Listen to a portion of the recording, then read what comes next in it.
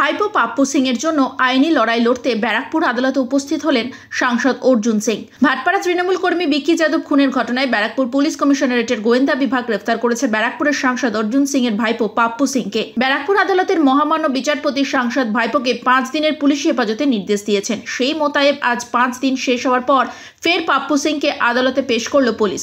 সকাল থেকে ব্যারাকপুর আদালত চত্বরে মোতায়েন করা হয়েছে বিশাল পুলিশ বাহিনী। তবে ব্যারাকপুর আদালত চত্বরের বাইরে পাপ্পু সিং এর ছবি লাগিয়ে বিক্ষোভ দেখালো পাপ্পু অনুগামীরা। বলা বাহুল্য, হাই প্রোফাইল এই মামলার জন্য গোটা চত্বরে নিরাপত্তা জোরদার করেছে পুলিশ কমিশনারেট। আজ থেকে 5 দিন আগে আমাদের সমাজসেবী পপ্পু সিংকে পুলিশ অন্যায়ভাবে অ্যারেস্ট করেছে, না কোনো প্রুফ না কোনো কিছু, কিন্তু তবুও একটা প্রেসার ক্রিয়েট করা হয়েছে আমাদের জগদ্দলের বিধায়ক সোমনাথ শ্যামের দ্বারা।